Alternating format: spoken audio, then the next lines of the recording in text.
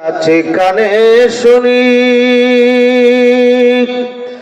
জীবনে একবার দেখিলাম না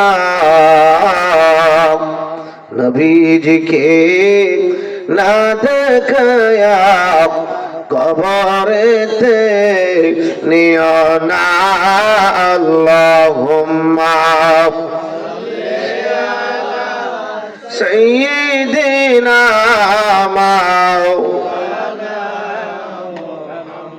وعلى آل سيدنا لا إله সবাই একটু আগে আগে বসেন এই সিরা সিরা না একটু আগে আগে বসেন লা ইলাহা পিছনে যারা আছে ওইটা সামনে পড়েন লা ইলাহা ও লা ইলাহা ও লা ইলাহা নবীজি কান্দেন মদিনায় যেতে ইমানদারের ঠিকানা বলেন নবীজি কান্দেন মদিনায় যেতে ইমানদারের মনকে কত বুঝাই বুঝে না মনকে কত বুঝাই আহা যাইতে চাই সোনার মদিনা লা ইলাহা ও লা ইলাহা ও লা ইলাহা তোমরা নামাজ রোজা সাইর নাও তোমার মা বাবার খেদমত বই আমার নবীর দুরূদ সাইরো না আমার নবীর দুরূদ আমার নূর নবীকে বইল না লা ইলাহা ও লা ইলাহা ও লা ইলাহা লা ইলাহা ইল্লাল্লাহ মুহাম্মাদুর রাসূলুল্লাহ সাল্লাল্লাহু আলাইহি ওয়াসাল্লাম জিকির করেন আল্লাহ আল্লাহ আল্লাহ আল্লাহ আল্লাহ আল্লাহ আল্লাহ আসেন আমার নূরের নবী আসেন উম্মতের সিনাওয়াই আল্লাহ আল্লাহ আল্লাহ আল্লাহ আল্লাহ আল্লাহ আল্লাহ ডাকে আপনার উম্মতেরা ডাকে আপনার উম্মতেরা শান্তি পেতে কলি যাও আই আল্লাহ আল্লাহ আল্লাহ আসেন আমার নূরের নবী আসেন উম্মতের সিনাওয়াই আল্লাহ আল্লাহ আল্লাহ আল্লাহ ফকির দরবেশ বাদশাহ হলে তোলেতেছে সেই ফুলের গলে মারহাবা আল্লাহ জবান খুলে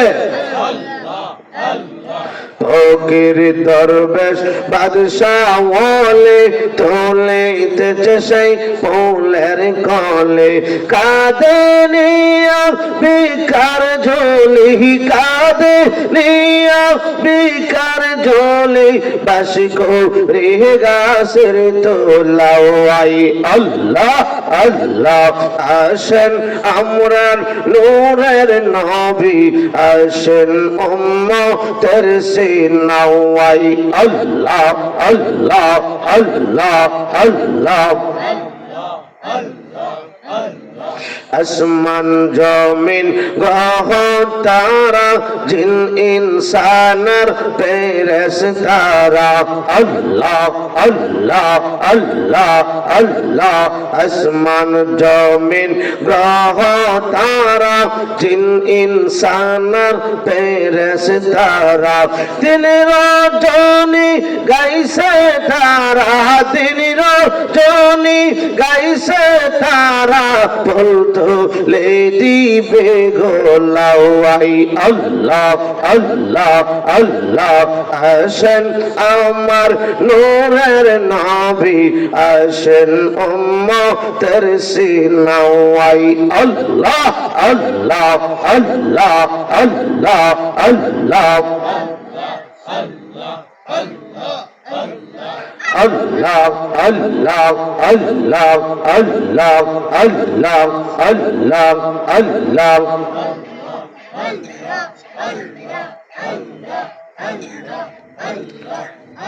একজন নূরের নবী শুইয়া আসেন গো মদিনা শহরে নবী গো মারহাবা আল্লাহ আল্লাহ একবার দেখা হবে নি জীবনে মারহাবা আল্লাহ আল্লাহ আল্লাহ আল্লাহ আল্লাহ আল্লাহ আল্লাহ নিদ্রা যাইতে স্বপ্ন দেখি গো নবী তোমার কথা ভেবে মারহাবা আল্লাহ আল্লাহ আল্লাহ আল্লাহ দেখব বলে আশায় থাকি গো নবী দেখব বলে আশায় থাকি গো নবী স্বপ্নে তোমারে নবী গো একবার দেখা হবে নিজি বনে মারহাবা আল্লাহ আল্লাহ আল্লাহ আল্লাহ আল্লাহ আল্লাহ তুমি পাইতে কান্দে পাগল মন দাও না মুর্শিদ আমায় দরশন মারহাবা আল্লাহ আল্লাহ কোন সাধনে পাইব মুর্শিদ তোমার রঙ্গা দুই চরণ মারহাবা আল্লাহ আল্লাহ আল্লাহ আল্লাহ আল্লাহ আল্লাহ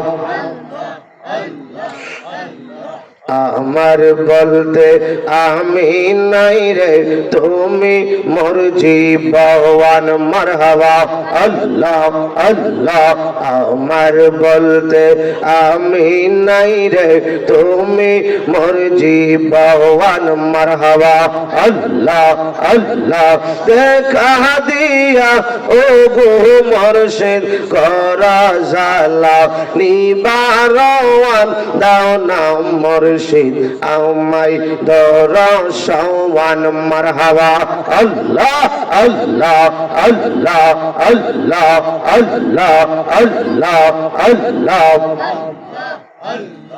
আশা ছিল তোমায় লইয়া থাকব জীবন বাবার মুর্শিদ আশা ছিল তোমায় লইয়া থাকব জীবন বাবার মারহাবা আল্লাহ আল্লাহ আশায় আশায় বিফল গেল এই আদমে রোজীবন দাও না মুর্শিদ আমায় দরশন মারহাবা আল্লাহ আল্লাহ আল্লাহ আল্লাহ লা ইলাহা ইল্লাল্লাহ মুহাম্মাদুর রাসূলুল্লাহ সাল্লাল্লাহু আলাইহি ওয়াসাল্লাম। মুআজ্জাজ মুহতারাম, আজকে পেটুয়াজুরি নোয়াবাড়ি জামে মসজিদ কমিটির উদ্যোগে 28তম সুন্নি মহাসম্মেলন। আজকের সম্মেলনের সম্মানিত সভাপতি হযরত মাওলানা শফিকুল ইসলাম শফিক সাহেব, খতিব পেটুয়াজুরি নোয়াবাড়ি জামে মসজিদ। আজকের মাহফিলে যিনি আমার আগে আলোচনা করেছেন অত্যন্ত স্নেহের ছোট ভাই কারি মোহাম্মদ জসিমউদ্দিন আজিজি আল কাদরি, শিক্ষার্থী কাদরিয়া তৈবিয়া কামিল মাদ্রাসা ঢাকা, এবং প্রধান আকর্ষণ যিনি ছিলেন ছোট ভাই হাফেজ কারি জাহিদুল ইসলাম ফারুকী সাহেব, বিশেষ বক্তা মাওলানা মুফতি হোসেন আহমদ খতিব বাইতুল ফালাহ জামে মসজিদ। আসলে খুবই ভালো লাগলো আজকে মাহফিল। আমাদের সব আলিমুলামা, সব এলাকা সবাই কোন মার হাওয়া, আরো জোরে কোন মার হাওয়া। অর্থাৎ ষাটিরপাড়া, দিদপুর, খাদুরাইল, এই 3 গ্রামের 3 বক্তা আজকের মাহফিলে আমার খুব ভালো লাগছে। কারণ এলাকার আলেমুলামা এলাকার মধ্যে মাহফিলে আলোচনা করবে, এরই তো নিয়ম, ঠিক না বলেন? আল্লাহ পাক রব্বুল আলামিন আজকের মাহফিলে আমাদেরকে আসার বসার তৌফিক দিয়েছেন, এজন্য সবাই শুকরিয়া খান বলেন আলহামদুলিল্লাহ।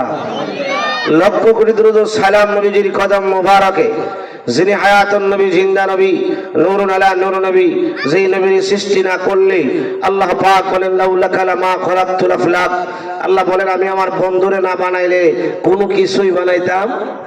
বন্ধুর জন্য আমি সব বানাইছি। আমি আল্লাহ পাক রব্বুল আলামিন বন্ধুর প্রেমে পড়ে তামাম দুনিয়া সাজাইলাম। আল্লাহ পাক রব্বুল আলামিন আমাদেরকে এমন নবীর উম্মত বানিয়েছেন, সব নবীরা বলছিল আল্লাহ দেখা দাও, আল্লাহ কইলাম তারা নেই দেখতে পারবা। আর আমার আপনার নূরের নবীর আল্লাহ পাক নিজের দায়িত্ব নিয়ে 27 বছর প্রেমের আলাপ করছেন বিনা পর্দায়, 27 বছর এক জায়গায় বসে। জোরে কন্যা সুবহানাল্লাহ। আমরা কেমন নবীর উম্মত হইলাম, তিনি কেমন নবী? সব নবীরা বলবে নাফসি নাফসি, আর আমার আপনার নবী বলবেন ইয়া রব্বি হাবলি উম্মতি, ইয়া রব্বি হাবলি উম্মতি। ওই নবীর উম্মত আমরা হইলাম। সব নবীরা আল্লাহর কাছে দরখাস্ত করছে, আল্লাহ আমরা যদি নবী না বানাই আখির নবীর উম্মত বানাইতা। আমরা বিজয়নগরের মানুষ, আমরা ষাটিরপাড়া পেটুয়াজুরির মানুষ, কোন সময় বলি নাই আল্লাহ নবীর উম্মত বানাও, নবীর উম্মত বানাও। আল্লাহ পাক খুশি করে আমরা নিজে খুশি হয়ে আমরা নবীজির উম্মত বানাইছেন, এই জন্য আমরা খুশি না বেজার? কারা কারা খুশি হয়েছেন? দুইটা হাত ধরে দেখেন তো দেখি, নারায়ে তাকবীর।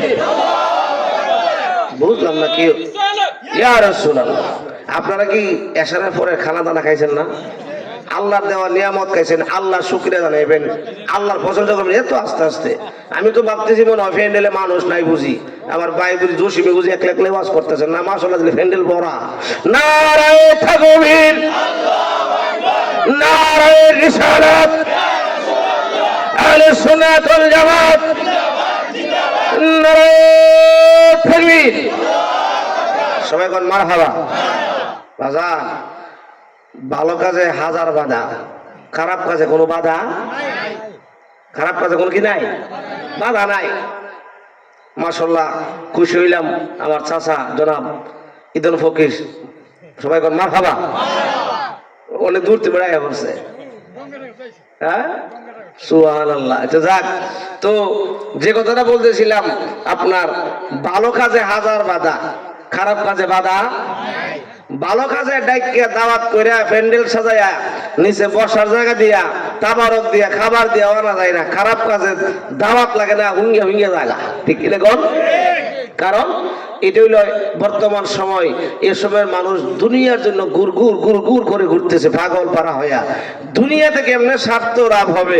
যদি আজকে বলা হইতো প্রত্যেকরে খাবারের পরে 500 করে দেওয়া হইব, মোটামুটি ফ্যান্ডেল জায়গা হইল নি? ওয়াজ শোনার পরে প্রত্যেককে 500 করে হাদিয়া দেওয়া হইব, প্রত্যেকের যারা আসবেন সবাই মাইকে যদি ঘোষণা দেওয়া হইতো যে আজকের মাহফিলটা একটা ব্যতিক্রম মাহফিল, আজকে মাহফিলের পরে প্রত্যেককে 500 করে দেওয়া হবে। বেশি না, 500। কত কত? মোটামুটি ফ্যান্ডেলের জায়গা থাকলো না হইলে, কারণ আমরা দুনিয়ার পাগল। কিসের পাগল? এই যে বসে রয়েছেন, কি 500 লাভ হইতেছে না কোটি কোটি কোটি কোটি বিলিয়ন বিলিয়ন টাকা লাভ হইতেছে? আমরা বুঝতে পারতেছি না। এটা বোঝা যাইব পরকালে, বোঝা যাইব হাসরে, ঠিক কিনা বলেন? বলে হুজুর কেমনে বুঝবো হাসরে, কেমনে বুঝবো? এই যে আমরা কোটি কোটি বিলিয়ন বিলিয়ন টাকা আজকে কামাইলাম মাহফিলে বইসা, কেমনে বুঝবো হুজুর, কেমনে বুঝবো? হাদিস শরীফে আসছে হাসরের ময়দানে আল্লাহ পাক আপনি আমারে উসিলা দিয়া দিয়া পার করবে। দেখবে আপনি আমার আমল নামা নাই, আল্লাহ আপনার বান্দা তো জাহান্নামে। আল্লাহ বললেন আর দেওস না ফেরেশতা, আর একটু রিসার্চ করে তালাশ করে দেখো না কোনো ইবাদত আছে নেই। ডাক দিয়া বলবে আল্লাহ আপনার এই বান্দাটা যদিও আমলগুলি সব বাদ গিয়ে কিন্তু একটা আমল করেছে, বলে কি আমল? আপনার এই বান্দাটা পিটুয়াজুরি নোয়াবাড়ির জামে মসজিদের মাহফিলের মধ্যে বসছিল। আল্লাহ, ও আল্লাহ, দুনিয়ার কোনো স্বার্থের জন্য নয়, দুনিয়ার কোনো টাকা পয়সার জন্য নয়, দুনিয়ার কোনো লাভের জন্য নয়, দুনিয়ার কোনো আরাম আয়েশের জন্য নয়, আল্লাহ আপনাকে খুশি করার জন্য, আপনার বন্ধুকে রাজি করার জন্য মাহফিলে বসছিল। আল্লাহ, আল্লাহ বলবে যা যা, আমার বান্দা আমি আল্লাহকে খুশি করার জন্য মাহফিলে বসছিল, আমি আল্লাহ বড় খুশি হয়ে গেলাম। আমি আল্লাহ তার জীবন জিন্দেগির গুনাহ মাফ করে দিয়া, তার যে সব গুনাহগুলি ছিল গুনাহগুলির নেক বানায়া, আমি আল্লাহ তার জান্নাতি বানায়া দিলাম। যখন আল্লাহু আকবার। কোটি কোটি টাকা দিয়া কি আপনি হাসরের মাঠে জাহান্নামী হয়ে গেলে জান্নাতি হইতে পারবেন? সেখানে কি টাকার খেলা চলে? জোরে কোন টাকার খেলা চলবে?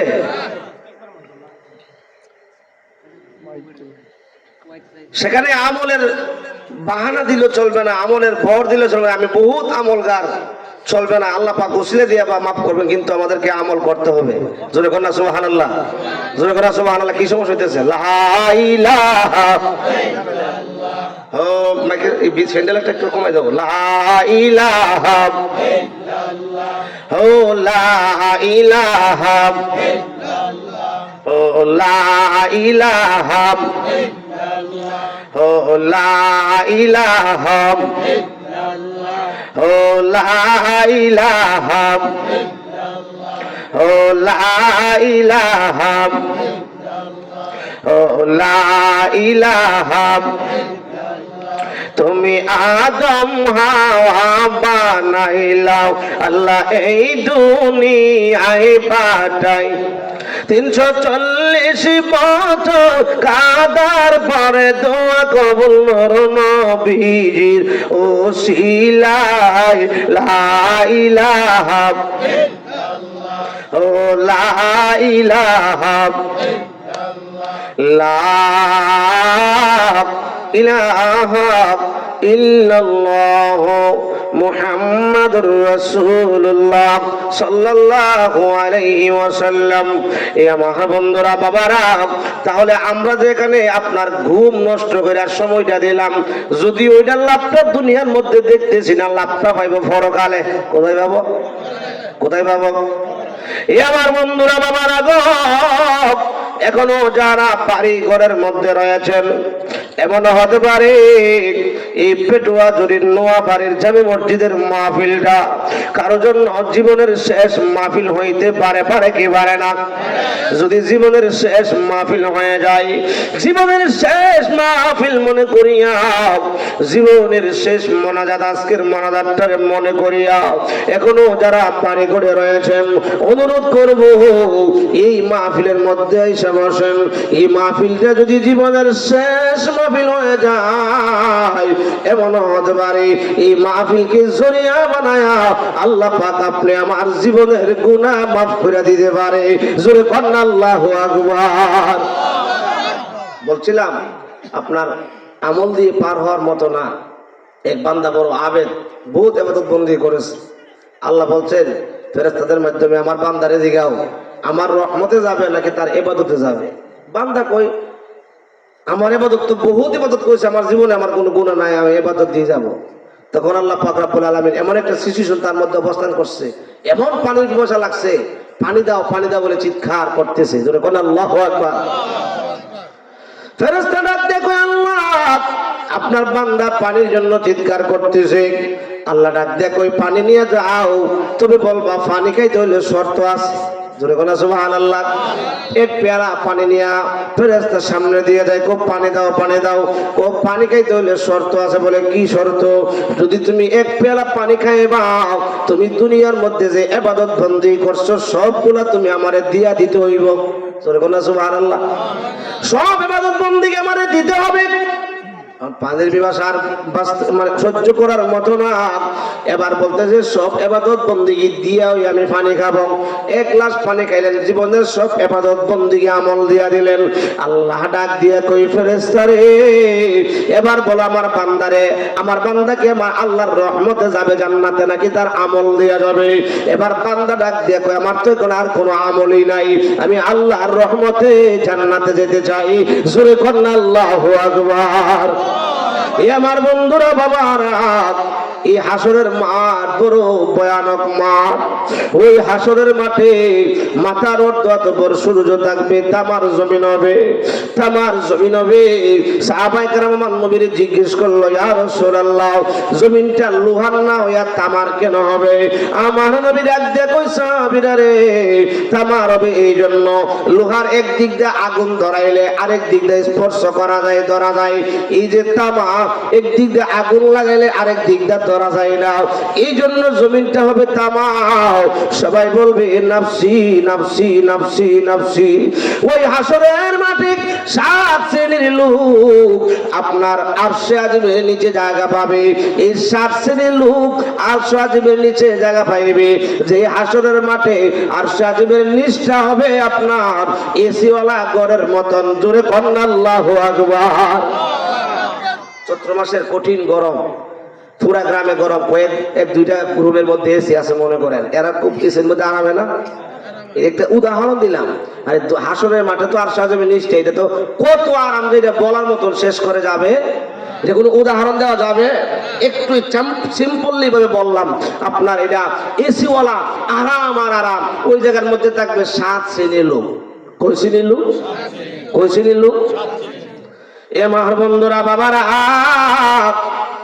এই দুনিয়ার মধ্যে আল্লাহ পাক আমাদেরকে পাঠাইছেন অল্প সময় দিয়ে আমরা চলে যেতে হবে, আমরা কেউ থাকবো না।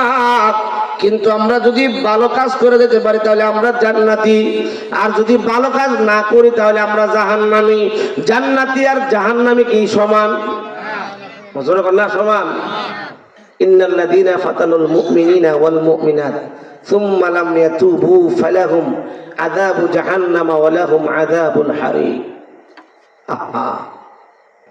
আর ইন্নাল্লাযীনা আমানু ওয়া আমিলুস সলিহাতি লাহুম জান্নাতুন তাজরি মিন তাহতিহাল আনহার।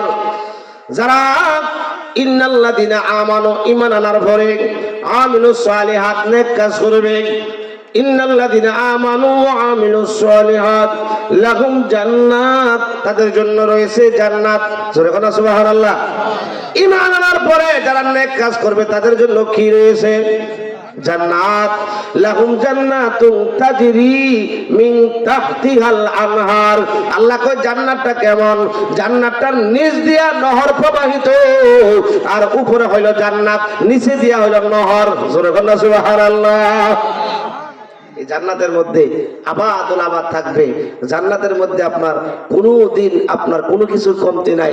বান্দা যা চাইবে তাই আল্লাহ দিয়া দিবে। দুনিয়ার মধ্যে মুমিনের চলা বড় কষ্ট, চলা কি কষ্ট, আর একটু লাইনটা লড়াইলে চলা বড় আরাম। ঠিক না বলেন? হ্যাঁ ঠিক না বলেন? আমি দেখতেছি একটা লোক বাজারে চোখের পানিগুলি তার লুঙ্গি দিয়ে মুছতেছে। বাজার কি হইল? হুজুর বললেন না, একটা মাছ, বড় মাছ অনেকদিন ধরে কিনবো আশা করতেছি, আজকে পাইছি হুজুর। মাছটার দাম সর্বোচ্চ 400 টাকা হইতে পারে বা 500 টাকা হইতে পারে। আমি 500ই কইছি, কিন্তু আমার দেই নাই। আমি অপেক্ষা করতেছি আর কেউ নি বাড়ায় বলে। করতে জন্য এক লোক আইসা 500 টাকার মাছ 900 টাকা তো লেগে গেছে। কত তো লেগে গেছে? 500 টাকার মাছ কত দাঁড়িয়েছে হুজুর? লাস্টে তালাশ করলাম লোকটাকে। ও লোকটা এমন, হুজুর লোকটা তো সুদখোর।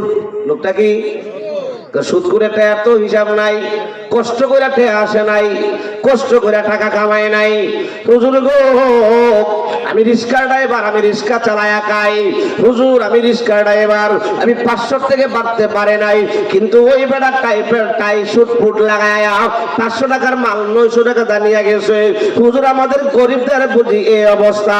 আমার মনে হয়ে গেল, আরে আমার নূরের নবী বলেছেন এই দুনিয়াটা মুমিনের জন্য বড় জেলখানা, কাফের ফুজ্জার বেঈমানদের মুনাফিকদের জন্য আরামের জায়গা। চিন্তা করলাম ওনারে মাথার মধ্যে হাতটা বলে বললাম, চাচা কষ্ট নিয়েন না, এইটাই মুমিনের জন্য দুনিয়াটা জেলখানা। আপনি কষ্ট পাইছেন, আরেকজনে আরামে আছে, এইটাই জেলখানা মুমিনের জন্য। আমার বন্ধুরা বাবারা, দুনিয়া দুনিয়া দুনিয়াদারি আমরা আসলে একটু কমায়া দেই, পরকালের চিন্তা আমরা করি। আজকে দুনিয়ার মধ্যে যাদের জন্য আমরা যা কিছু করতেছি, যে আমার ছেলে আছে, মেয়ে আছে, বিবি আছে, বাচ্চা আছে, তাদের জন্য অনেক সম্পদাদি দিয়ে যেতে হবে। এই জন্য হারামের খোঁজ নাই, এই জন্য সুদ ঘুষ যা কিছু আছে আমি সব গ্রহণ করতেছি, কিন্তু আমি হিসাব করি না, আমি এগুলি জমায়া দিয়ে আমি তো চলে যাব। যারা জমা এরা কি খাইতে পারে? বিল্ডিং যারা করছে আমাদের দেখা মতে, বিল্ডিং এ কি ওই লোক বেশি দিন ঘুমাই যেতে পারছে? অনেকে বিল্ডিং করছে, বিল্ডিং এ ঢুকতেই পারছে না, শেষ। হ্যাঁ, কি বড় একটা ঘর করছে, আশা কইরা বড় ঘরের মধ্যে 1 বছর ঘুমাইয়া যাইতে পারে না, ঠিক কিনা বলেন? এ আমার বন্ধুরা বাবারা, তাহলে আমরা কিসের জন্য দুনিয়া দুনিয়া দুনিয়ার জন্য পাগল হয়ে গেলাম? এই দুনিয়ার মধ্যে অল্প সময় থাকবো, দুনিয়ার চিন্তা বাদ দিয়া আসুন না আমরা একটু পরকালের চিন্তা করি। আসুন না আমরা পরকালের সামান জোগাড় করি, যে সামানগুলি জোগাড় করলে যেই পরকালের মধ্যে আমরা আবাদুল আবাদ থাকবো, যে পরকালের মধ্যে শান্তি হবে, যেই পরকালে আমরা আরশে আজিমের নিচে হাসরের ময়দানে থাকতে পারবো, একমাত্র নেক আমলগুলি করলে। জোরে কন্যা সুবহানাল্লাহ। দরকার আছে না নাই? 7 শ্রেণীর লোক থাকবে আরশে আজিমের নিচে। এর মধ্যে নাম্বার 1 হইল নেই বিচারক। কি বিচারক? জোরে কন্যা, কি বিচারক? কষ্ট হইব বাজার। মসজিদের মাহফিল সামনে আসতেছে, মাহে রমাদান, কিছু আমলি আলোচনা দরকার আছে না নাই? এ আমার বন্ধুরা বাবারা, গভীর মনোযোগ। হাসরের ময়দানটা এমন একটা ময়দান হবে, সবাই বলবে নফসি নফসি, মাথার মগজগুলি টকবক করতে থাকবে। বাত যখন মানে বাতের মাঠটা যেমন ভাবে টকবক করতে থাকে, নবীজি বলেন মাথার মগজগুলি এমন ভাবে টকবক করবে, মানুষ দিশেহারা হয়ে যাবে, মানুষগুলি উলঙ্গ অবস্থায় উঠবে, কারো পরনে কাপড় থাকবে না। আম্মা জানা এসে সিদ্দিকা রাদিয়াল্লাহু তাআলা আনহা বলছিল, ইয়া রাসূলুল্লাহ, নবী গো, ইয়া রাসূলুল্লাহ, তো পুরুষ মহিলা উলঙ্গ উঠবে, কেউ কি কারো দিকে তাকাবে না? আমার নবীজি ডাক দিয়ে বলে, আয়েশা, হাসরের মাঠটা এমন একটা অবস্থা হবে, এমন একটা সিচুয়েশন হবে, কেউ কারো দিকে তাকাইবার মতন শক্তি থাকবে না। জোরে কন্যা আল্লাহু আকবার। সবাই নিজে নিয়ে চিন্তা, তাকাইবার মতো কোনো শক্তি থাকবে? কোনো শক্তি থাকবে না। এ আমার বন্ধুরা বাবারা, গভীর মনোযোগ। ওই হাসরের মাঠে আপনারা আরশে আজিমের নিচে 7 শ্রেণীর লোক বসবাস করবে। 7 শ্রেণীর লোকে জায়গা পাবে। প্রথম নাম্বার হইল নেই বিচারক। কি বিচারক? নেই বিচারক আসেনি? আছে আছে আছে আছে। কুসু না থাকলে কি দেশ চলবো? কুসু না থাকলে তো হইব না, কিছু আছে। আমার কই হুজুর, সিগারেটের প্যাকেটটা যদি একটু মোটা করে দিতে পারেন, বিচার আপনার পক্ষে না, এটাও আপনার পক্ষে করবো। বলে এটা আবার কেমনে? সিগারেটটা খুললে টিহাট হয়ে দিই। জোরে কর নাউজুবিল্লাহ, জোরে কর নাউজুবিল্লাহ। আছে না নাই? ও মা বাবারা, ভাইয়েরা, যারা আপনারা সমাজ পরিচালনা করেন, বাড়ি পরিচালনা করেন, নেই বিচার করবেন। নেই বিচার, আরে নেই বিচারকের দাম কেমন? নেই বিচারক রে আল্লাহ পাক রব্বুল আলামিন হাসরের ময়দানে আরশে আজিমের নিচে প্রথম নম্বরে ঢুকাবে। প্রথম নম্বর সিরিয়ালে নেই বিচারক রে ঢুকাবে। এই নেই বিচারের কেমন দাম, কেমন দাম? নেই বিচারক রে প্রথম নম্বরে স্পেশাল পাওয়ার দেওয়া হবে। জোরে কন্যা আল্লাহু আকবার। সর্দার সাহেবের ছেলে যদি একটা অন্যায় করে লাইছে, বাড়ি কয়েকজন আমার ভূতে তো একটা করে লাইছে, কি করবে? কেউজন না শুনে কোনো মতো সাইর আল্লাহ, ঠিক না বলেন? এই বিচার আছে? জোরে বল না। এ আমার বন্ধুরা বাবারা, টাকা দিলে, ঘুষ দিলে দরবার চেঞ্জ হয়ে জায়গা, ঘুরে জায়গা। যে দরবার পাওয়ার কথা ছিল, যার পক্ষে রায় হওয়ার কথা ছিল, সে পক্ষে রায় আর থাকে না, ঠিক না বলেন? আমাদের গ্রামে আমার দাদা লাগে হাসিম সর্দার সাহেব ছিলেন, আপনারা ছিলেন, মুরব্বী যারা ছিলেন। আমি যেমন ছোট্ট, আমার একটু খেয়াল আছে, পুরাই খেয়াল আছে, এবং ওনার ছেলেদের কাছ থেকে শুনছি। আর আমি নিজে শুনছি, যেটা আমি নিজে যে দরবারটা দেখছি, ওনারা ফালকি দিয়ে আনছে, বয়স্ক হয়েছে না, ফালকি দিয়ে দরবার মধ্যে আনছে। আনার পরে বলতেছে তো আগে কার মানুষ যখন দরবার করতো, দরবার শুরু হইবার আগে মুরব্বীরা অনেক ধরনের নকলি দিত, হ্যাঁ, সুন্দর সুন্দর মজার মজার আলাপ করতো, শুনতে খুব ভালো লাগতো এগুলা। এখন তো এগুলা নাই, এখন এরকম দরবার আর নাই, আছে না।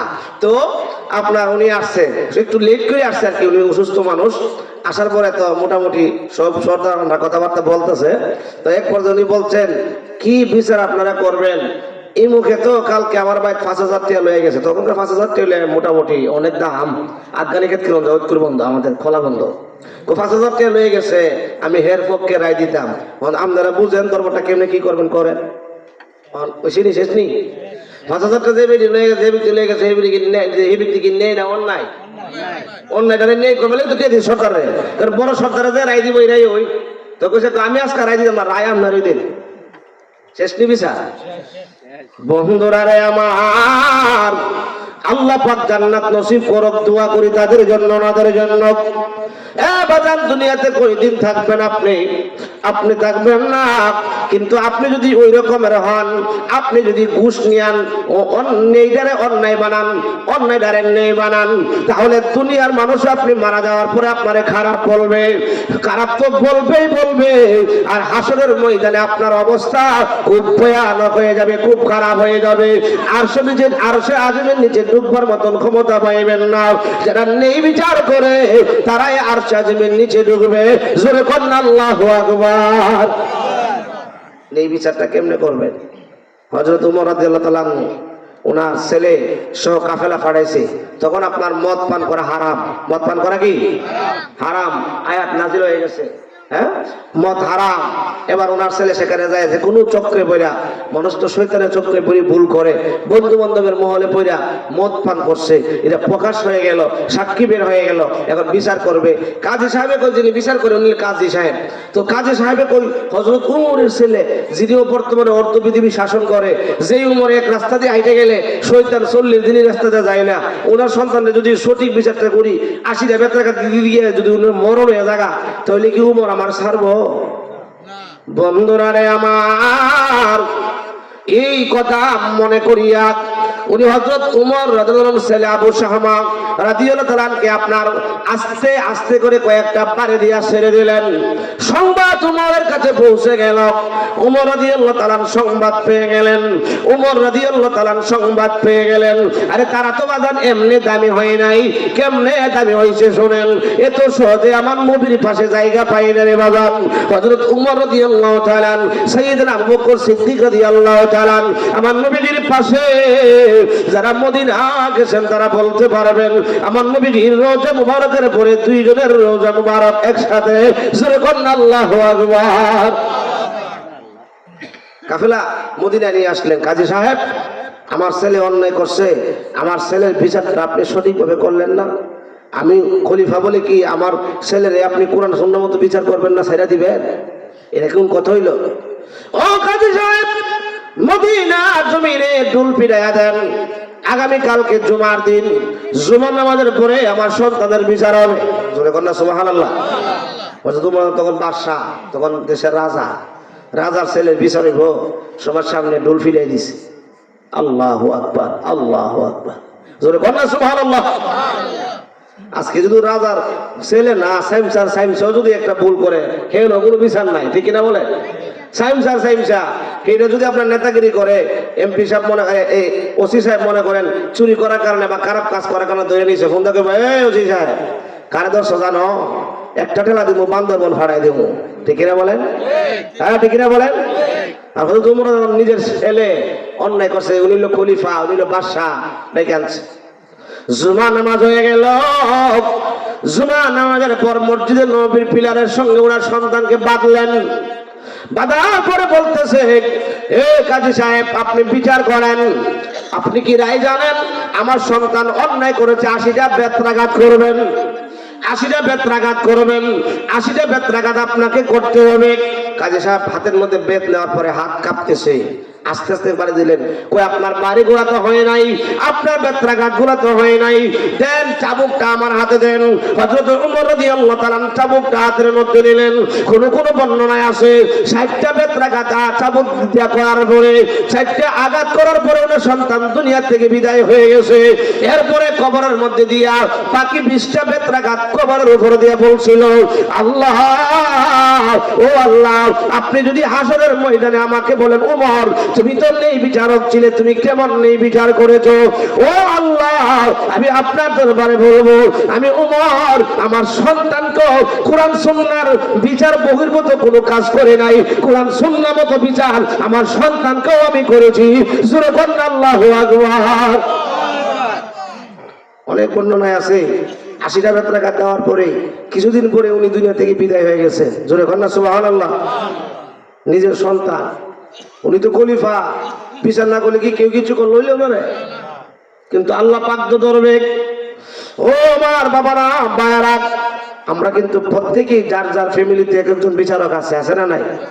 আপনি আপনার ফ্যামিলি চালান, ফ্যামিলি মেম্বারের সদস্য, আপনি প্রধান, আপনি আপনার ফ্যামিলির বিচারক। আপনি বাবা, ছেলে আছে 4টা, মেয়ে আছে 2টা, এখন সরকারি সম্পদ আছে, ছেলে 4টা দিলাইছেন, বাড়িটা লিখে দিলাইছেন, সরকারি ক্ষেত লিখে দিলাইছেন। মেয়েটি শূন্য দৌড়ে আইছে, আব্বা আমরা কি দিছ? ও আরে তোমরা লেগে দোয়া করছে আব্বা। ওই চিনি নেই বিচার, ওই চিনি নেই বিচারটা উঠে গেল। এমন অহরহ হচ্ছে, হচ্ছে কি হচ্ছে না? আমার বন্ধুরা বাবারা, ওই ভাই যারা বনের সম্পদ মেরা খাইল, ওই বাবা যেই বাবা ছেলেদেরকে দিল মেয়েদেরকে বঞ্চিত করল, যেই বাবা ছেলেকে বঞ্চিত করে মেয়েকে সব দিয়া দিল, এমনও আছে, আছে না নাই? এমন যারা করলো তারা হাসরের ময়দানে আমার নূরের নবী বলেন তাদেরকে হাসরের ময়দানে আল্লাহ পাক জালিমদের কাতারে দাঁড় করাবে, জালিম অবস্থায় তারা উঠবে। জোরে কোন নাউজুবিল্লাহ। শুধু সর্দার খালি নিয়ে বিচার করবে না, প্রত্যেক ঘরে ঘরে একজন সর্দার আছে, আছে না নাই? জোরে কোন আছে না নাই? একটা ছেলের ভালোবাসে বেশি, একটা কম, একটা দেখতে পারে না, সারাদিন সারা বছর জীবনটা শেষ করলে যে কামাই করতে করতে। তুই কিরা করছো? কিচ্ছুই না। আর যারা কিচ্ছু করে না, এটার এমন আদর করে, এমন ভালোবাসে, যেটা সবকিছু করলো এটার মনে কষ্ট লাগেনি, মজুর কোনো লাগেনি। এবার ব্যবহারের ক্ষেত্রে যারা কিছু করে না এটার সাথে ভালো ব্যবহার, আর যারা জীবন সব শেষ করে নিয়েছে ফ্যামিলির লইগে, ফ্যামিলির জন্য জীবন শেষ, এটার বেলা সব দুর্ব্যবহার, আছে না নাই? এইটা হইলো আপনার মানে এইটা এই নেই বিচার করা হয় নাই, ইনসাফ করা হয় নাই, নেই বিচার করা হয় নাই। এই জন্য নূরের নবী বলেছেন, মায়ার নবী বলেছেন, তোমরা প্রত্যেক ক্ষেত্রে ইনসাফ করবা, নেই বিচার করবা। অনেক বাবার আছে যখন দেখে যে ফ্যামিলির বড় ছেলেটা বড় পরিশ্রম করছে, বড় পরিশ্রম, তখন ছেলেদেরকে নিয়ে বসে, মেয়েদেরকে নিয়ে বসে, তোমরা তো ছোট্ট ছিল, তোমার বড় ভাইরা তোমরা আদর যত্ন করছে, তারে আমি স্পেশাল ভাবে কিছু দিতে চাই, তোমাদের মতামত কি? ছোট ভাই ছোট বোন যারা, তারা অবশ্যই বলবে যে আব্বা আপনি যে সিদ্ধান্ত নেন আমরা রাজি, কারণ বড় ভাই আমরা কোলে গায়ে করে বড় করছে, ঠিক কিনা বলেন? অনেক ফ্যামিলি দেখা যায় বড় ভাই বঞ্চিত, ঠিক কিনা বলেন? বঞ্চিত হয়ে যায়। সাবধান, আপনি বাবার নামে কলঙ্ক হয়ে হাসরের ময়দানে দাঁড়াবেন, ঠিক কিনা বলেন? বন্ধুরা রে আমার, গভীর মনোযোগ। নেই বিচার প্রত্যেকটা ক্ষেত্রে, সাবজেক্টে প্রত্যেকটা জায়গায় সেক্টরে আমাদেরকে নেই বিচার করতে হবে। যদি আপনি নেই বিচারক হন, হাসরের ময়দানে প্রথম নম্বরে আপনাকে আল্লাহ পাক ডাক দিবে, নেই বিচারকের দলেরা তাড়াতাড়ি ঢুকো, আর সাজেমে তোমাদেরকে আহলান সাহালান মারহাবা মুবারকবাদ। জোরে কন্যা সুবহানাল্লাহ। আল্লাহুম্মা সাল্লি আলা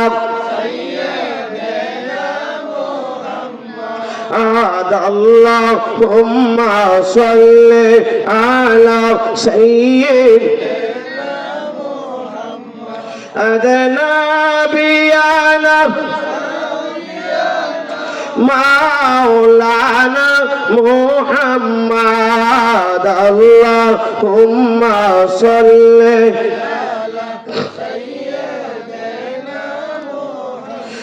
ইচ্ছা করলে নূরের নবীজি তাকিতে পারতেন আরশে, ইচ্ছা করলে নূরের নবীজি তাকিতে পারতেন আরশে। উম্মতেরই মায়াই নবীজি আছে মদিনায় আল্লাহুম্মা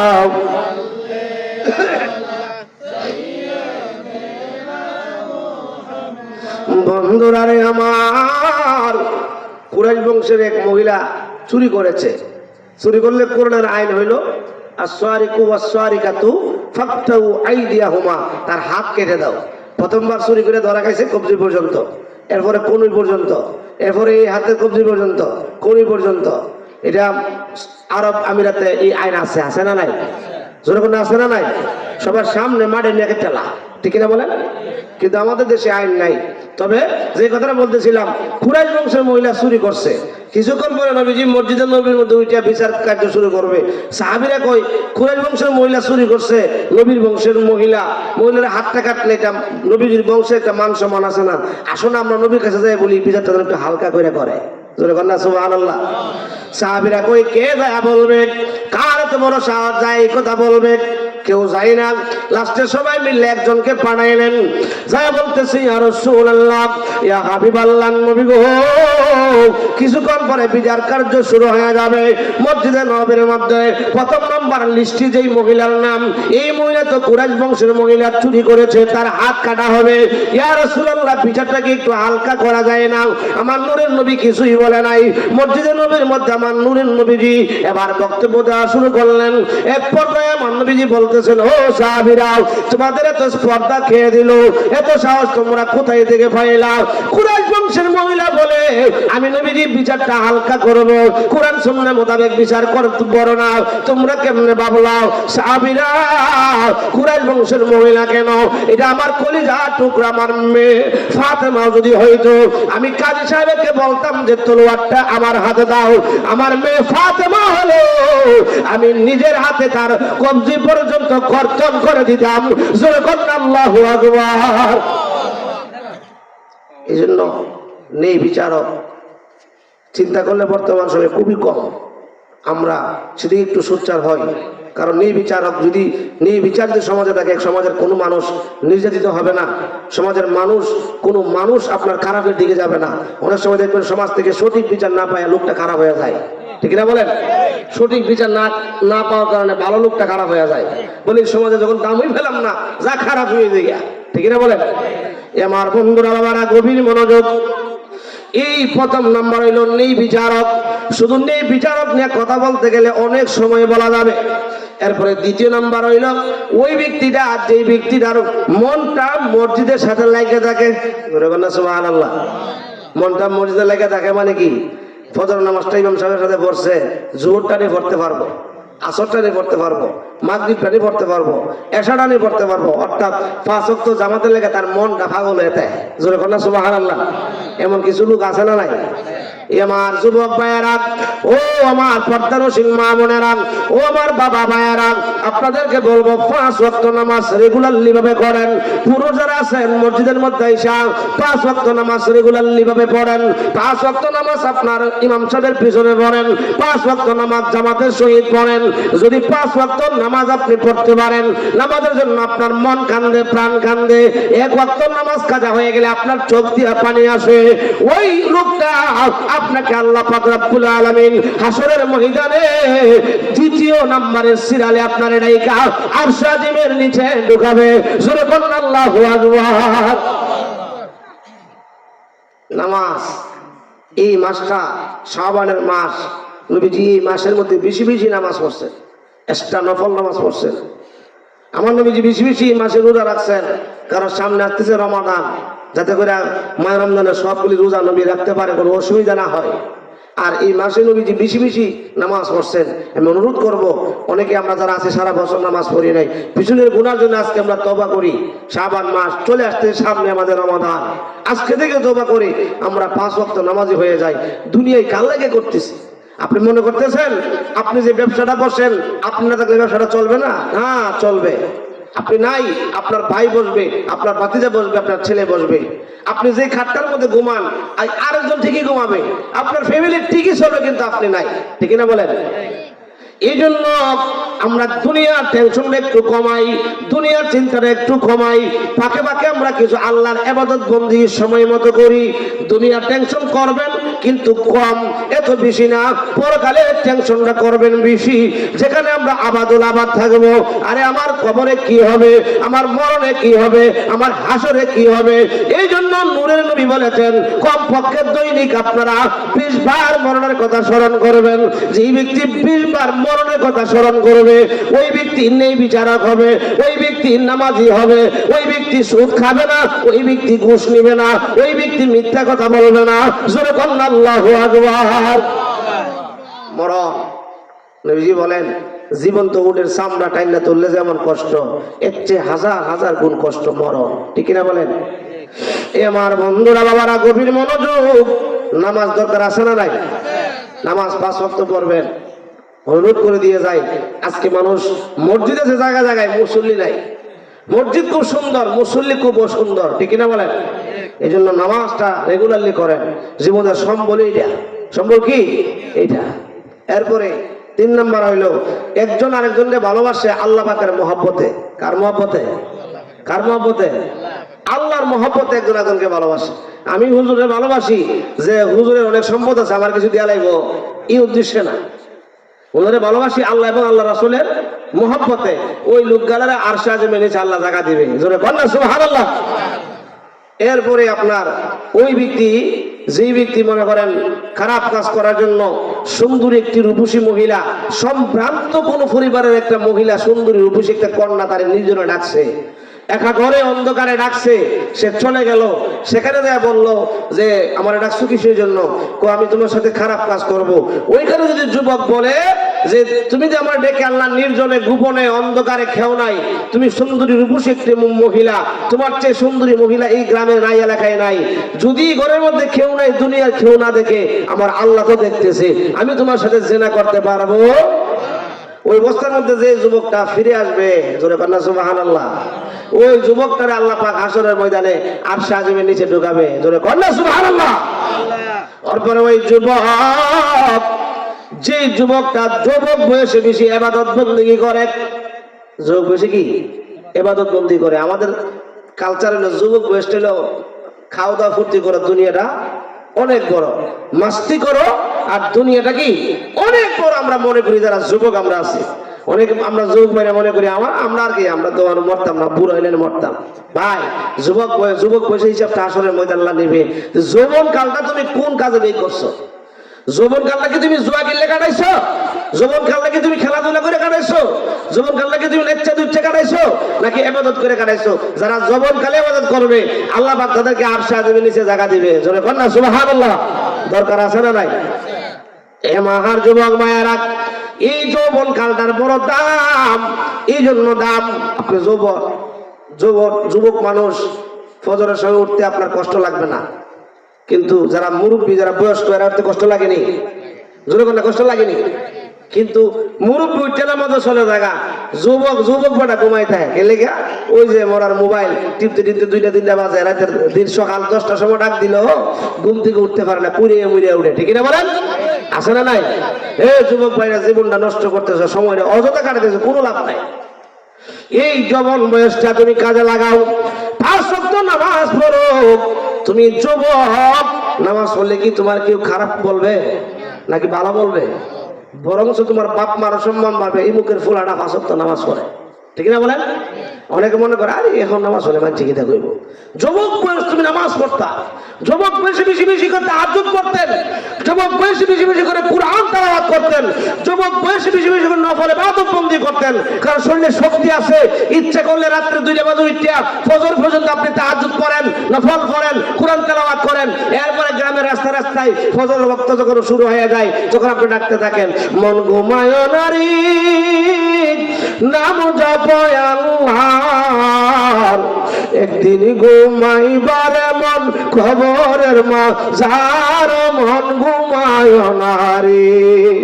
আরে যুবকের উচিত ছিল এরকম কাজ করা, অথচ যুবক দেখা যায় ফজরের সময় উঠে ডাকবে তো দূরের কথা, 10টা বাজে তারা ডাইকে ঘুমতে উঠান জানা। ঠিক কিনা বলেন?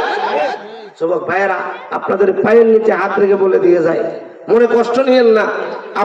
আমি আপনাদের এলাকার মানুষ, এই হিসাবে সিরিয়াসলি ভাবে বলতেছি, একটু মনের মধ্যে যদি কষ্ট নেন, কষ্ট নিয়েন না মনের মধ্যে। কারণ যুবক ভাই, আপনার যুবক বয়সটার খুব দাম আছে। আজে বাজে যৌবনটা নষ্ট করেন না। এই যৌবনে আপনি ইবাদতবন্দি করেন, দেখবেন আল্লাহ পাক আপনার সম্মান বাড়াই দিবে, ইজ্জত বাড়াই দিবে, দুনিয়া তো বাড়াবে, পরকালও বাড়াবে। জোরে কর না সুবহানাল্লাহ। এরপরে হইল আপনার যারা দান খয়রাত করে, কি করে কি করে? এক হাতে দান করে আর এক হাতে জানে না। জোরে কর না সুবহানাল্লাহ। আর জোরে কর না সুবহানাল্লাহ। আল্লাহ পাক সম্পদ দিয়েছে কি করার লাগি? আল্লাহ পাক আমরা পরীক্ষা করার লাগি। আমরা আল্লাহ রাস্তায় খরচ করি, ছেলে মেয়ে দিয়েছে আমরা পরীক্ষা করার লাগি, আমরা আল্লাহ রাস্তায় খরচ করি। জোরে কর না সুবহানাল্লাহ। বন্ধুরা রে আমার গভীর মনোযোগ, এই 7 শ্রেণীর লোক আরশে আজিমের নিচে জায়গা পাবে হাশরের ময়দানে। সামনে আসতেছে মাহে রমাদান, আমরা রমজানুল মুবারকের 30টি রোজা রাখবো। আল্লাহ পাক যদি তৌফিক দান করে বলুন আমিন। বিনা ওজরে একটা রোজাও ছাড়বেন না। একটা রোজার কাফারা 60 দিন রোজা রাখতে হইব। কদিন কদিন? 1 লাগা। কোনো ওজন নাই, অযথা একটা রোজা ছেড়ে দিচ্ছেন। 60 দিন রোজা রাখতে হইব 1 লাগা। মাঝখানে একদিন মাইঙ্গা লাইলে আবার 60 দিন, তাহলে কি সম্ভব কাফারা দেওয়া? এই জন্য বলবো একটা রোজাও যেন আমাদের কাছ থেকে ছুটে না যায়। 30টি রোজা রাখবেন, মা বোনরা সঠিকভাবে সঠিক নিয়মে রোজাগুলি রাখবেন। আর এই মাহে রমজানুল মুবারকে বেশি বেশি করে দান খয়রাত করবেন। কি করবেন? দান খয়রাত। আপনার পাশে যারা গরিব আছে এরা যেন আপনার মতন সিহরি খাইতে পারে, আপনার মতন ইফতারি করতে পারে, দান খয়রাত করবেন। দান খয়রাত করলে লাভ না লস? লাভ না লস? বাজার একটা ঘটনা মনে হয়ে গেছে। এক লোক গরিব মানুষ ছেলে মেয়ে নিয়ে আপনার রোজা রাখছে। কি রাখছে? রোজা, নফল রোজা, মানে ফরজ রোজা না, নফল রোজা। তো গরিব মানুষ রোজা রাখছে, ইফতারি কি করবে সেটা তার আয়োজন নাই। তো ভাবছে বাড়ির পাশে এক বড় লোক ভাই আছে, তার কাছ থেকে কিছু ইফতারি আয়োজনে টাকা নিয়ে আসবো। বড় লোকের বাড়িতে গেছে গিয়ে বলতেছে, ভাই আমি তো গরিব মানুষ, রিক্সা চালায় খাই, আমার ছেলে মেয়ে 5-6 জন নিয়ে আজকে আমরা রোজা রাখছি, ইফতারি কি খাবো, আমার আয়োজনটা নাই, আমি রোজা রেখে পরিশ্রমে কাজ করতে পারি নাই, ভাই আমার একটু ব্যবস্থা দাও। গরিব বড় লোক মানুষ গরিব মানুষ গেছে, ধমক দিয়ে তারাই দিছে। আছে না নাই? এই জন্য কথা আছে না নাই? দেখবেন বড় লোকের বাড়িতে বড় লোক, বিশাল বড় লোক, আপনি মনে করেন দাঁড় করতে গেছেন, হাওলাত করতে গেছেন, বলে আমার কিছু থেকে হাওলাত দেন, ধমক দিয়ে দৌড়াই দিব। আর যদি করেন যে আমার সুদের টাকা দেন, আয়ো, আছে না নাই? আছে না নাই? সুদের টাকা দেন, আসো, কিন্তু হাওলাতের কথা বলে ধমক করে ফেলায় দেয়। ঠিক না বলেন? এবার হিন্দু লোকটা বলতেছে, মুসলমান লোকটা বলতেছে, ভাই যে লোকটা রোজা লেগেছিলেন গরিব মানুষটা, ও ভাই আমি আপনারে রুজি করে পরে দিয়া দিব, আজকে আমার কিছু টাকা দেন, আমি আমার ছেলে মেয়েদেরকে নিয়ে ইফতারি করি। আমি তাদেরকে বলে আসছি আমি বাজার থেকে ইফতারি নিয়ে আসতেছি, কিন্তু আমার কাছে কোনো টাকা নাই, আপনি যদি আমার একটু হেল্প করেন আমি আপনারে দিয়া দিব। ধমক দিয়ে তারাই দিচ্ছে। রোজাদার মুসলমান গরিব মানুষ চোখের পানি চেড়ে চেড়ে কাঁদতেছে আর যাইতেছে। হিন্দু লোক একটা অনেক ধনী মানুষ, মন খুব ভালো, কেউ ভাই কান্দো কেন, তুমি তো আমার দোকান থেকে অনেক সদাই পাতি নেও, আমি ব্যবসায়িক মানুষ, তুমি কাঁদতেছো কেন? ভাই তোমার বলে কোনো লাভ নাই। বলে কি হয়েছে? আমি আজকে রোজা, আমার ফ্যামিলির সবাইকে নিয়ে আমি রোজা, আমি আমার সবাই বলে আসছি তোমরা অপেক্ষা করো, আমি বাজার থেকে তোমাদের জন্য ইফতারি নিয়ে আসছি। আমি ইমুক ভাইয়ের কাছে গেছিলাম, আমার বড় লোক মুসলমান ভাই, সে আমার ধমক দিয়ে তারাই দিল, দ্বিতীয়বার সওয়ার পরে আমার থাপ্পড় মারলো। এই জন্য আমি কাঁদতেছি, আমার ছেলে মেয়েদেরকে কি ইফতারি নিয়ে দিব, আমি কাঁদতেছি। তুমি টেনশন করিও না, তোমার ইফতারি করতে কত টাকা লাগবে, যত লাগবে অত তুমি নিয়ে যাও, প্রয়োজনে বেশি নাও। ভাই আমার আপনি দিচ্ছেন, আলহামদুলিল্লাহ আমি পাইছি, আমি আপনার পরবর্তীতে রুজি করে দিয়া দিব। কোনা দেওয়া লাগতো না, আমি তোমার দিয়া লাইছি, তুমি নিয়ে এটি ইফতার করো। সবাই কোন মার খাবা, আজরে কোন মার খাবা। মুসলমান লোক দিল না, তারাই দিল, কিন্তু হিন্দু লোকটা দিয়ে দিছে। কি করছে হিন্দু লোকটা? হিন্দু লোকের টাকাটা কি করবে, সেও অপরাধ। আর ইফতারের সময় হয়ে গেছে, চিন্তা করছে পরিবর্তে তারে আমি রুজি করে দিয়ে দিব, হিন্দু লোকের টাকা দিলে আমি ইফতার করতাম না। এই মনে করিয়া সে নিয়ে আপনার বাজার থেকে ইফতারি কিনা বাড়ি দিলে ইফতার করলো। রাত্র হয়ে গেল, রাত্র যখন হয়ে গেল, ওই যে মুসলমান বড় লোক টাকা চাইছিল তার পরে দিয়া দিব, দমক মেরেছে, দ্বিতীয়বার চাওয়ার পরে থাপ্পড় মেরেছে। কিন্তু বলেছিল যে সুদের টাকা নিলে চলে আসো।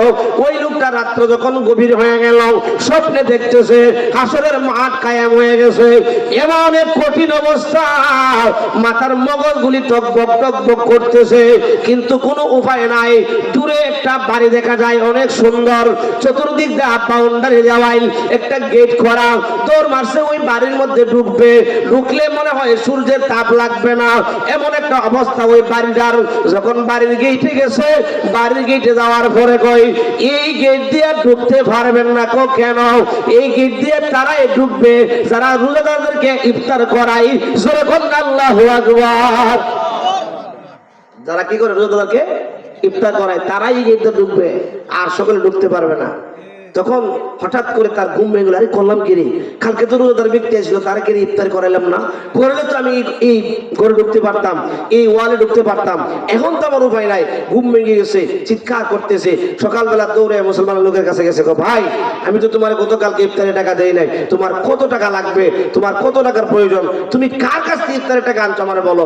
ভাই তুমি ধারো নাই, আমার থাপ্পড় মেরেছো, আমি থাপ্পড়কে কানতে কানতে রাস্তা দিয়ে যাচ্ছিলাম, ইমুক হিন্দু বেড়া, হিন্দু ভাই আমার টাকা দিছে। এবার মুসলমান লোকটা দৌড় মারছে হিন্দু বেটার কাছে, যা বলতেছে তুমি কালকে যে তুমি যে গতকালকে যে তুমি ওই মুসলমান লোকটারে ইফতারির জন্য টাকাটা দিয়েছিলা, এর ডাবল টাকা তোমার আমি দিয়া দিব, তুমি নিয়ে নাও। কেন? তুমি বুঝি স্বপ্নে দেখেছো হাসরের মাঠ কায়েম হয়ে গেছে, ওই মাঠের মধ্যে সূর্যের তাপ সহ্য করা যায় না, একটা বাড়ি, ওই বাড়ির মধ্যে ঢুকবা, ঢুকার সময় বলছে যারা ইফতার মানে রোজাদারকে ইফতার করায় তাদের জন্য এই বাড়ি। এই স্বপ্ন বুঝি তুমি দেখেছো? মুসলমান লোক কই ভাই তুমি কেমনে জানো? আমিও দেখছি, যারা মুসলমানদের রোজাদারকে ইফতার করে তাদের জন্য এই বাড়ি। আমিও সকালবেলা এই স্বপ্ন দেখার পরে কালিমা পরে মুসলমান হয়ে গেছি গা। জোরে কন্যা সুবহানাল্লাহ। আমি মুসলমান হয়ে গেছি স্বপ্ন দেখার পরে। জোরে কন্যা সুবহানাল্লাহ। এই জন্য একজন আরেকজনকে ইফতারি করাবেন। আগে আমাদের এলাকায় আমাদের গ্রামগঞ্জে সিস্টেমটা ছিল, একজনের বাড়িতে এই বাড়ির সবাই দাওয়াত করে রাখা হয়েছে, ইফতারি করাইছে, আবার হের ঘর আবার হের ঘর এইভাবে। এখন আর নাই, যে ঘরে দোয়ার লাগায় খায়। ঠিক না বলেন? হ্যাঁ ঠিক না বলেন? এখন আর এটি নাই। আগেকার মুরব্বীরা কইছে বাড়ির মুরব্বী দিকে সবাই ইফতার করাবে, আজকে আমার ঘরে করবো, কালকে এইভাবে একটা সবার ঘরে ঘরে ঘরে ঘরে মানে একটা রেওয়াজ ছিল, সুন্দর ছিল। আসলে এই সিস্টেমটা ছিল ভালো। ঠিক কিনা বলেন? কারণ আপনি রোজা রাখিয়া আর 50 লোক ইফতার করাইলেন, তারা রোজা রাখিয়া যে পরিমাণ সোয়াব, সেই পরিমাণ পরিমাণ সোয়াব আল্লাহ পাক আপনার আমল নামায় দিবে। জোরে কন্যা সুবহানাল্লাহ। আর জোরে কন্যা সুবহানাল্লাহ। আবার অনেকে মনে করে কি যে আমি সারাদিন রোজা রাখছি, তার ঘরে ইফতারি করে খাইয়া বুঝি সোয়াবটা তারে দিয়ে দিতাম। না না, আপনার সব আপনারই থাকবে, আপনার সম পরিমাণ সব আল্লাহ পাক যে আপনাকে ইফতারি করাবে তার আমল নামায় দিয়ে দিবে। জোরে কন্যা সুবহানাল্লাহ। আমার নবীজি বলেছেন, কোন রোজাদার ব্যক্তিকে যদি কোনো ব্যক্তি ইফতার করায়, একটা খেজুর দেয়া হলেও, একটা কুরমা দেয়া হলেও, সেই সময় পরিমাণ সওয়াব আল্লাহ পাক তারে দান করবে। আর যদি পেট ভরে খাবার খাওয়াই, আল্লাহ পাক রব্বুল আলামিন তারে অসংখ্য নেকি দান করবে। জোরে বলুন আল্লাহু আকবার। তাহলে মাহে রমজান মুবারকে আমরা বেশি বেশি করে দান খয়রাত করব। কি করব? বেশি বেশি করে দান খয়রাত করব। এরপর আরেকটা বিষয় হলো যাকাত। আমাদের অনেকেরই যাকাত ফরজ হয়ে রয়েছে, কিন্তু আমরা যাকাত দেই না। ঠিক না বলেন? যাকাত আমরা দেই না। কষ্ট হইতেছে? খারাপ লাগতেছে? লা ইলাহা ইল্লাল্লাহ, ও লা ইলাহা ইল্লাল্লাহ, ও লা ইলাহা ইল্লাল্লাহ, ও লা ইলাহা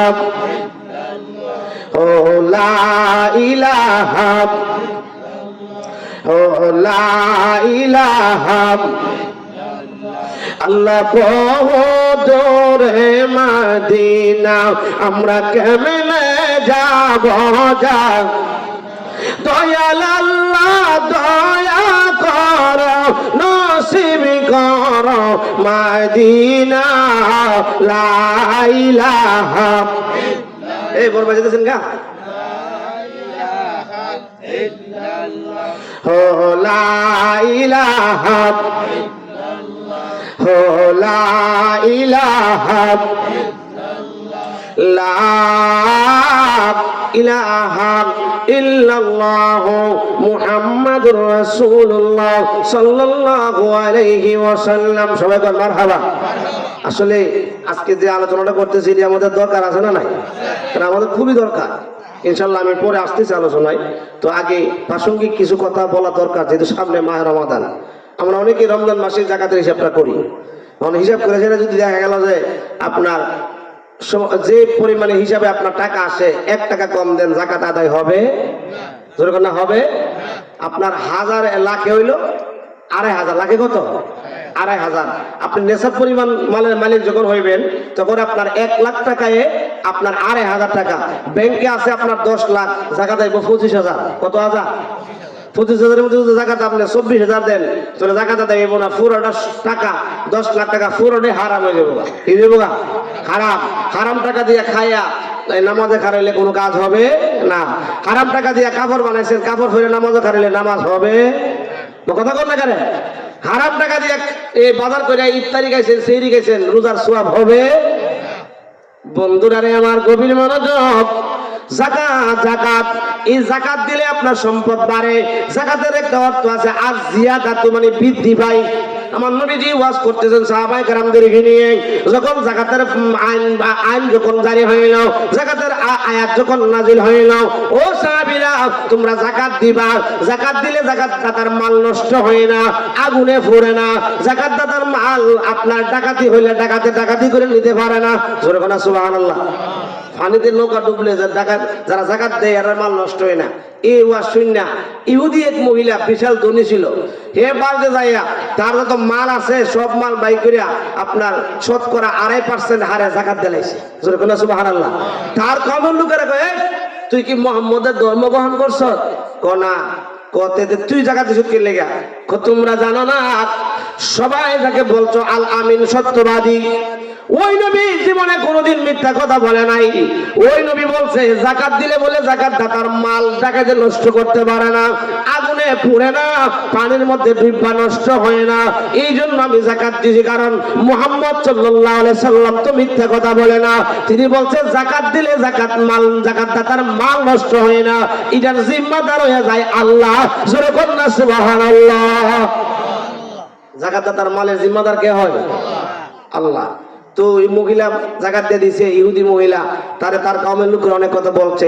তো একদিন আপনার এই মদিনা থেকে বাণিজ্য করতে সিরিয়া গেছে কাফেলা, তারও একটা কাফেলা 100টা উট বোঝাই করে মাল দেওয়া পাঠাইছে। এবার 1 মাস ব্যবসা করে আসার পথে মরুভূমির মধ্যে ডাকাত পড়ছে। কি পড়ছে? ডাকাত। খবর আসলো, তো সে পয়সা রয়েছে, যদি ডাকাতে আমার মাল লয়ে জায়গা মুহাম্মদ সাল্লাল্লাহু আলাইহি ওয়াসাল্লামকে গিয়ে দৌড়ুন। আপনারা বলছেন যাকাত দিলে যাকাতের মালের জিম্মা হয় আল্লাহ, যাকাত দাতার মাল ডাকাতি হয় না, আমার মাল ডাকাতি হইলে গেলে আমার মাল দিতে হইব। এই লয়ে বয়ে রয়েছে। সবার কাফেলা আসলো, খালি ঘোড়াও নাই, উটও নাই, মালও নাই। এইভাবে আস্তে আস্তে সে অপেক্ষা করতেছে।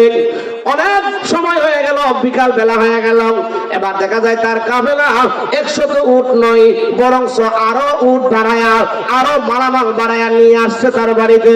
এবার বলতেছে, ম্যানেজার সাহেব কাজটা হইল কি? সবার মালামাল ডাকাতে নিয়ে গেল, উট নিয়ে গেল, কিন্তু আমার মালামাল গুলো নিল না, কারণ কি? ও মালিক শুনেন, আমরা শুনলাম যে দূরে ডাকাত পড়েছে। হঠাৎ করে মরুভূমির মধ্যে যাইবার আগে আমাদের সামনের যে মুআল্লিম উটটা ছিল, ওই উটটার পাউডা একটা পাথরের সঙ্গে আঘাত খায়া মাটির মধ্যে পড়ে গেছে, অর্থাৎ উটটা মাটির মধ্যে বসে গেছে। মুআল্লিম উটের পিছে পিছে, আমাদের পিছনে যে 100 বরের উট ছিল, 100টা উট ছিল, প্রত্যেকটা উট তার মালামাল লয়ে মাটিতে বসে গেছে, জমিনে বসে গেছে। জোরে বলেন আল্লাহু আকবার। কথা বুঝছেন? ওই মরুভূমিতে যাইবার আগে ওই আমরা বড় উটটার এই সমস্যা হওয়ার কারণে সব উট বসে গেছে। এবার রাত্র শেষ, আমরা উট বালায়া উঠছে, আমরা পিছনে পিছনে আইছি। আমরা শুনছি যে এখানে বড় ধরনের ডাকাতি হয়েছে, আগে যে কাফেলাগুলি আসছে সবার মালামাল নিয়ে গেছে। জোরে বলেন আল্লাহু আকবার। জোরে বলেন আল্লাহু আকবার। এবার মহিলা আপনার প্রত্যেকটা জায়গা ইহুদি তার সমাজের প্রত্যেকটা জায়গা জড়িত। তোমরা বলছিলাম না যে মুহাম্মদ সাল্লাল্লাহু আলাইহি ওয়াসাল্লাম যা বলে তার সঠিক, সবার মালামাল নিয়ে গেছে, আমার মাল নিতে পারে নাই। মুহাম্মদ সাল্লাল্লাহু আলাইহি ওয়াসাল্লাম যার ধর্মের মধ্যে এই যাকাত দিলে যদি মালের জিম্মা আল্লাহ হয়ে যায়, আল্লাহ যদি মালের জিম্মা হইতে পারে, আমার মালটারে যদি আল্লাহ বিভিন্ন ভাবে বিভিন্ন খায় যায় হেফাজত করে রাখতে পারে, ওই আল্লাহ মুহাম্মদ সাল্লাল্লাহু আলাইহি ওয়াসাল্লাম বলে আল্লাহ আমাদেরকে জান্নাত দিবে, পরকালে আরাম দিবে। মুহাম্মদ সাল্লাল্লাহু আলাইহি ওয়াসাল্লামের কথা ঠিক, তোমরা যাই বলো না কেন আমি কালিমা পড়ে মুসলমান হয়ে যাব। জোরে বলেন আল্লাহু আকবার। কারণ যার আল্লাহ মাল আল্লাহ রাস্তায় দান করলে ডাকাতের হাত থেকে বাঁচিয়ে রাখতে পারে, আর ওনার আল্লাহ যে জান্নাত দিবে পরকালে, এটাও সঠিক। আমি কালিমা পড়ে মুসলমান হয়ে গেলাম। জোরে বলেন না সুবহানাল্লাহ। তাহলে আমরা যারা ধনী আছে, মোটামুটি আমাদের সমাজে মোটামুটি এখন অনেক মানুষই ধনী, বাজান যাকাত সঠিকভাবে দিয়া দিবেন, সঠিকভাবে দিয়া দিবেন। যদি সঠিকভাবে যাকাত আদায় করেন আল্লাহ পাক আপনার সম্পদ বাড়ায় দিব, আপনার সম্পদটারে পবিত্র বানায় দিব। যাকাত দেওয়ার ক্ষেত্রে আমরা অনেকে ভুল করি, অনেকে শাড়ি, অনেকে লুঙ্গি এনে দেলা। জোরে কথা আলহামদুলিল্লাহ। যাকাত দেওয়ার সিস্টেম হইলে আমার নবীজি বলছেন তুমি এমন ভাবে যাকাত দিবা যে লোকটারে দিবা সেও যেন 1-2 বছর যাকাত দিতে পারে। এই জন্য আমি একটা নিয়ম বলি যে আপনার মনে করেন 10,000 20,000 টাকা যাকাত আসছে, অথবা 50,000 টাকা যাকাত আসছে, অথবা 1 লাখ টাকা আপনার যাকাত আসছে, দেখবেন আপনার সমাজের মধ্যে সবচেয়ে গরিব কোনটা, আপনার নিকটাত্মীয়ের মধ্যে সবচেয়ে গরিব কোনটা, যেটা বেশি গরিব, এটারে 1 লাখ টাকা আমরা পুরাটা আপনার দিলাম দিয়ে একটা অটো কিনা দেন। কি কিনা দেন?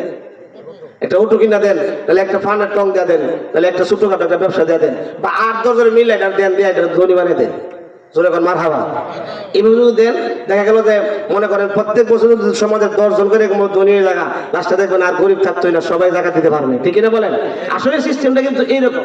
আমরা না করে কি করি 100 200 250 50, কেউ আবার কাপড়, কেউ আবার লুঙ্গি এনে দেয়, কিন্তু এগুলো সঠিকভাবে আদায় হয় না। বন্ধুরা আমার গভীর মনোযোগ, এই মাহে রমজানুল মুবারকে সাধারণ দান করবেন, যাকাত দিবেন, এবং বেশি বেশি করে গরিব অসহায় যারা তাদেরকে খাওয়াইবার চেষ্টা করবেন। কারণ নবীজিকে সাহাবীরা প্রশ্ন করলো, ইয়া রাসূলুল্লাহ কোন কাজটা সবচেয়ে উত্তম? আমার নবী বলেন মানুষদেরকে খাবার খাওয়ানো। জোরে কন্যা সুবহানাল্লাহ। আজকে মানুষের খাবার খাওয়াবেন এনো ফতোয়া, এনো কি কো না, এটা নাই। খাবার খাওয়ানো এটা সুন্নত না, বুঝতো না, এগুলা বেদাত। 5 দিনে যাব 10 দিনে যাব বেদাত। জোরে কর নাউজুবিল্লাহ। আবার যদি 5 দিনে যাব টিয়াটা হারা দিলা মাদ্রাসা বা নিজে খাইতো তাহলে এই সময় দাঁত, এই সময় কি দাঁত সব ঠিক আছে এই সময়। জোরে কর নাউজুবিল্লাহ। আমরা জোরে কর নাউজুবিল্লাহ। বিভিন্ন বেদাতের ফতোয়া দিয়া আজকে মানুষ এমনি ইবাদত থেকে দূরে, কসম ওরাতে রাতে ইবাদত করা বলে বেদাত। জোরে কর নাউজুবিল্লাহ। এক বেক কইলে তো ভুলই ফেলছে, কসম ওরাতে রাতে মসজিদে যাওয়া চাইতে ব্যবসাখানা যাওয়া বলে সওয়াবের কাম। আচ্ছা কোন তো ব্যবসাখানা কি সওয়াব হইব? জোরে কর নাউজুবিল্লাহ। এই যে প্রত্যেকে আমদানি হইয়া কেমনে যে আসে আল্লাহ পাকই ভালো জানে। আল্লাহ পাকে হেফাজত করে বলুন আমিন। এই আমার বন্ধুরা বাবারা, সাহাবায়ে কেরাম নবীর জন্য জীবন জীবন সব দিয়েছে। আমি একজন সাহাবীর কথা বলে আপনাদেরকে শেষ করে দিব, মিলাদ কিয়াম করে দোয়া করে দিব। হযরত সালমান ফারসি রাদিয়াল্লাহু তাআলা আমার নূরের নবীর জন্য জীবন জীবন যিনি শেষ করে দিয়েছেন, উনি অনেক বয়স্ক সাহাবী ছিলেন। সালমান ফারসি পাদ্রীর কাছে শুনলেন আখিরি জামানায় একজন নবী আসবে, যেই নবী পাথরের উপর দিয়ে হাঁটলে, পাথরের মধ্যে পা রাখলে পাথরটা মোমের মতো নরম হয়ে গলিয়া যাবে। যেই নবী জি দিনের বেলা চললে আকাশের সূর্যের তাপ যেন না লাগে, মেঘমালা এসে ছায়া দিবে, বন জঙ্গল আর পশু পাখি উনারে বাতাস করবে। এই কথা শুনিয়া সালমান ফারসি ডাক দিয়া কই, পাদ্রী রে, ও পাদ্রী, আমি ওই নবীর দেখা পাইব কই? তুমি একটা কাজ করো, আমি আমার গণনার মধ্যে দেখছি ওই নবীজি একদিন মক্কা থেকে, মক্কার মানুষ নির্যাতন করবে, মক্কার মানুষ অত্যাচার করবে, মক্কার মানুষের নির্যাতন অত্যাচারের কারণে আল্লাহ পাক বলবেন মদিনা যাওয়ার জন্য, উনি হিজরত করে মদিনা চলে যাবে। তুমি একটা কাজ করো, তুমি মদিনায় চলে যাও। জোরে বলুন আল্লাহু আকবার। তিনি কিরজিস্তান ছিলেন, সেখান থেকে পায়ে হেঁটে হেঁটে অনেক বছর লাগায়া মদিনা আসছে। মদিনায় নবীজি আসবে, কে আসবে? নবীজি আসবে। একজন ইহুদির ঘরে গিয়া গোলাম হইছে। কি হইছে? এমনি তো থাকতে পারবে না, বাড়ি নাই ঘর নাই, গিয়া উনি বিক্রি হয়েছে, বিক্রি হয়ে সেটা গোলাম হয়েছে। গোলাম হয়ে সেটা কাটতেছে আপনার পরিশ্রম করতেছে, মানে যে করে গোলাম হয়েছে এর কাজ করতে হবে, তো কাজ কাম করতেছে। নবীজি আসবে, জোরে কন্যা সুবহানাল্লাহ। নবীর জন্য এত দেওয়ানা, নবীর জন্য এত প্রেমিক, নবীজি আসবে, নবীজি আসবে। অপেক্ষা করতেছে অনেক দিন চলে গেল। এবার হিজরত করে আমার নবীজি যখন আসলেন, আবু আইয়ুব আনসারীর বাড়িতে আমার নবীজি অবস্থান করলেন। জোরে কন্যা সুবহানাল্লাহ। যেখানে আবু আইয়ুব আনসারীর বাড়ি, সেখানে হলো আপনার মসজিদে কুবা। জোরে কন্যা সুবহানাল্লাহ। যে মসজিদে 2 রাকাত নামাজ পড়লে নবীজি বলছেন একটা উমরার সওয়াব। জোরে কন্যা সুবহানাল্লাহ।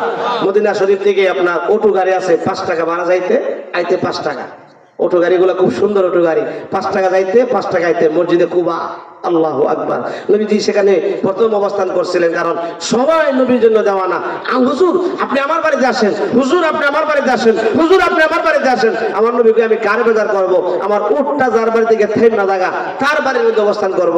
আবু আইয়ুব আনসারীর বাড়িতে অবস্থান করছে, সেখানে মসজিদে কুবা হয়েছে। জোরে কন্যা সুবহানাল্লাহ। এবার আবু আইয়ুব আনসারী বাড়িতে আমার নূরের নবীজি যে সাহাবীরা নবীজির মানে যারা যারা আছে তাদেরকে নিয়ে নবীজি আপনার আলোচনা করতেছে। এমন সময় সালমান ফারসি শুনলাম নূরের নবী আর মদিনায় আবু আইয়ুব আনসারীর বাড়িতে দৌড়ে চলে গেলেন।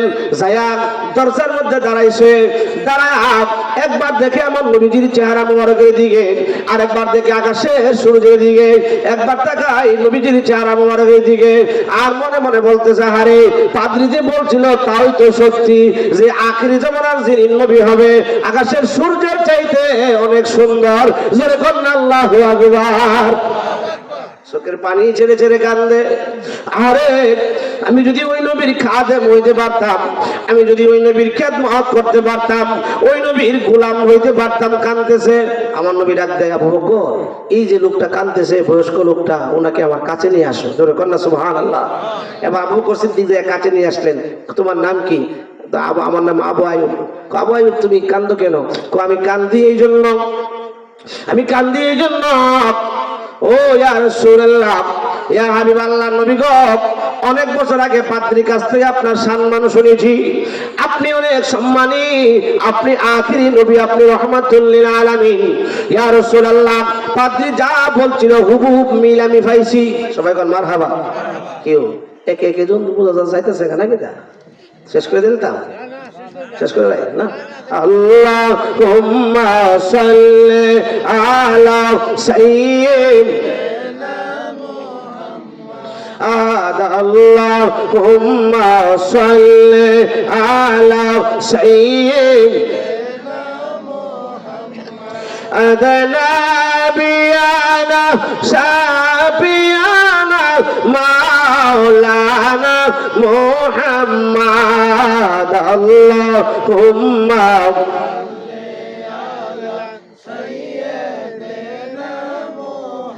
সাত সমুদ্র 13 নদী পারি দিতে পারলাম না।